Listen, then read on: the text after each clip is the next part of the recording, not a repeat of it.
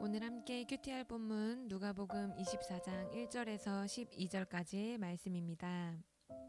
안식 후 첫날 새벽에 이 여자들이 그 준비한 향품을 가지고 무덤에 가서 돌이 무덤에서 굴려 옮겨진 것을 보고 들어가니 주 예수의 시체가 보이지 아니하더라. 이로 인하여 근심할 때에 문득 찬란한 옷을 입은 두 사람이 곁에 섰는지라. 여자들이 두려워 얼굴을 땅에 대니 두 사람이 이르되 어찌하여 살아있는 자를 죽은 자 가운데서 찾느냐. 여기 계시지 않고 살아나셨느니라.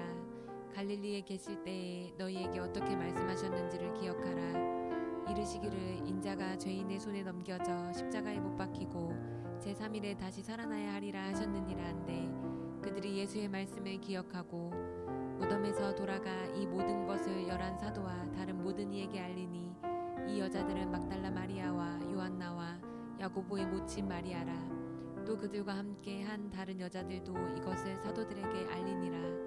사도들은 그들의 말이 허탄한 듯이 들려 믿지 아니하나 베드로는 일어나 무덤에 달려가서 구부려 들여다보니 세마포만 보이는지라. 그 된 일을 놀랍게 여기며 집으로 돌아가니라. 아멘. 오늘 본문은 우리에게 가장 큰 소망을 주는 사건에 대해 다루고 있습니다. 바로 예수님의 부활입니다. 어제 본문에서 아리마대 출신 요셉이라는 사람이 십자가에 달려 죽으신 예수님의 시체를 받아 무덤에 안치했습니다. 그는 예수님의 몸을 씻기고 기름을 바르고 그리고 아무도 안치된 적이 없는 새 무덤에 예수님의 시체를 모셨습니다. 마지막까지 예수님을 향한 사랑과 헌신의 마음을 신실하게 표현한 거죠. 그리고 갈릴리로부터 예수님을 계속해서 따르던 여자들은 예수님의 시체를 요셉이 무덤에 안치시키는 것을 확인한 후에 자신들이 준비한 향품과 향유를 가지고 무덤을 향합니다. 1절 말씀입니다. 안식 후 첫날 새벽에 이 여자들이 그 준비한 향품을 가지고 무덤에 가서 그녀들은 그것을 예수님의 시체에 발라드림으로써 예수님의 명예로운 장례를 치러드리고 싶어 했기 때문입니다. 요셉과 마찬가지로 이 여인들도 예수님을 향한 사랑과 헌신의 마음을 끝까지 신실하게 표현하고 있는 것이겠죠.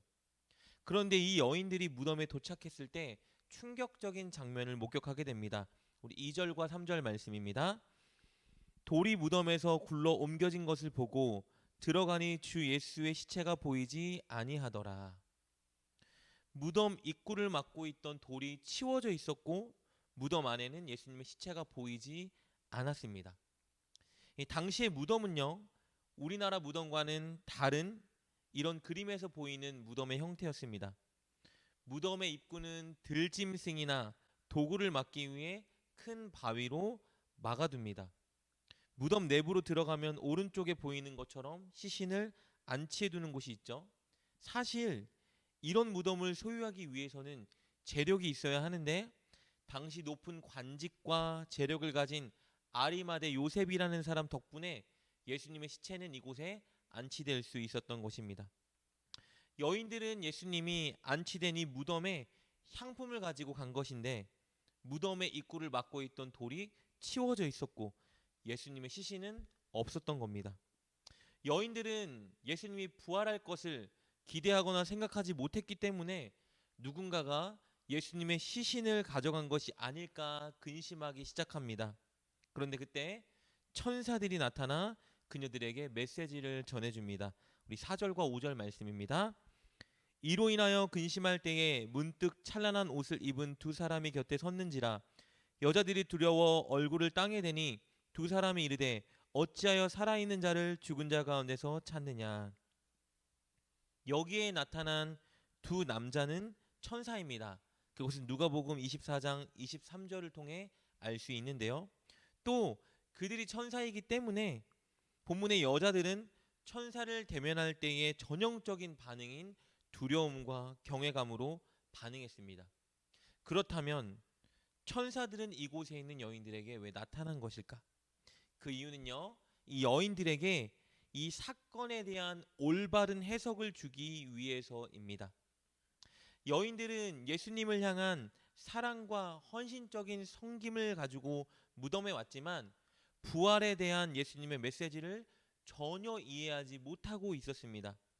그래서 예수님의 죽음을 슬픔으로만 받아들이고 있는 상태였습니다. 그래서 이 무덤에서 발생한 일이 당황스러움으로만 다가온 것입니다. 천사들은 그런 여인에게 말해줍니다. 어찌 살아있는 분을 죽은 자 가운데서 찾느냐. 이 말은 예수님은 살아계시다, 부활하셨다, 이 말이겠죠. 그리고 이어 천사들은요, 예수님께서 그들에게 공생의 기간 주셨던 메시지를 기억하라고 권면합니다. 우리 6절부터 7절 말씀입니다. 여기 계시지 않고 살아나셨느니라.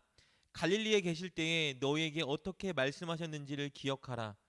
이르시기를 인자가 죄인의 손에 넘겨져 십자가에 못 박히고 제3일에 다시 살아나야 하리라 하셨느니라 한데, 예수님은 공생의 기간 3번이나 당신께서 사람들의 손에 넘겨져 죽을 것을 예언하셨습니다.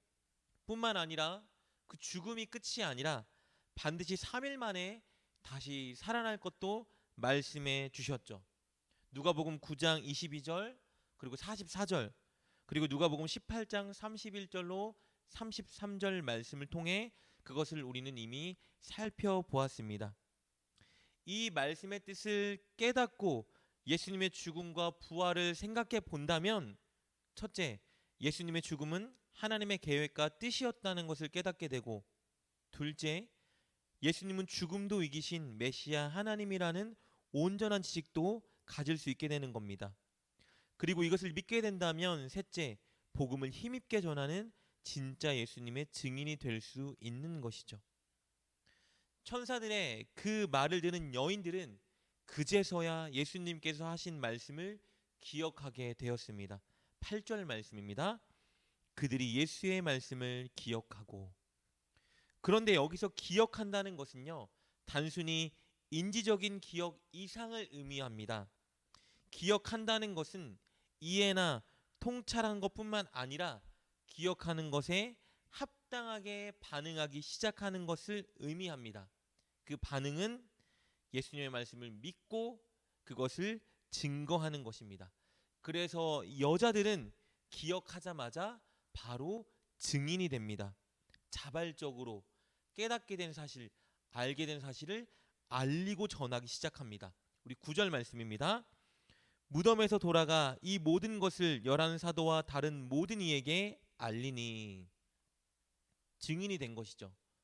그러나 안타깝게도 열한 사도를 포함한 다른 제자들은 여인들의 말을 믿지 않습니다. 11절 말씀입니다.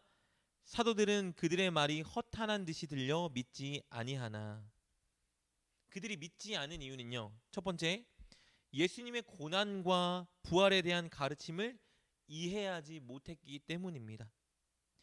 여자들처럼 천사들의 가르침을 받은 게 아니었죠. 이것을 통해서 우리는 온전히 믿고 이해하기 위해서는 누군가의 가르침이 필요하다라는 것을 알 수 있습니다. 그리고 그들이 믿지 않은 두 번째 이유는요, 당시 여성들은 증인으로 신뢰받지 못하는 문화 때문이었습니다. 요세푸스에 따르면요, 여성들은 경솔함과 조급증 때문에 당시 증인의 자격을 갖추지 못했다라고 기록하고 있습니다. 이런 이유로 제자들은 여인들이 증언하는 것을 믿지 않았던 것입니다.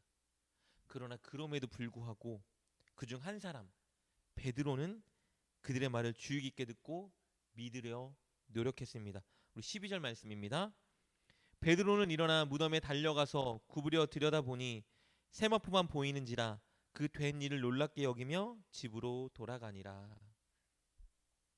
오늘 본문은 우리에게 우리가 믿는 좋은 소식의 증거를 제출해 줍니다. 바로 예수님은 우리의 죄를 위해 죽으셨으나 죄와 사망의 세력을 이기고 부활하셨다는 것입니다. 우리가 이것을 정말 믿는다면 우리는 이 여인들처럼 증인이 되어야 됩니다. 역으로 말하자면요, 우리가 지금 이 진리를 전하고 있다면 우리는 정말 이 진리를 믿는 것이고 예수님의 부활을 믿는 것이고, 혹시 우리가 이 진리를 전하고 있지 않다면 우리는 이 진리 예수님의 부활에 대해 사실 확신이 없다는 반증인 겁니다. 그러니 우리는 이 진리를 믿고 전하는 자가 되어야 됩니다. 그렇다면 이 진리를 확실히 믿고 전하는 증인이 되기 위해서 우리가 해야 될 일은 무엇일까요?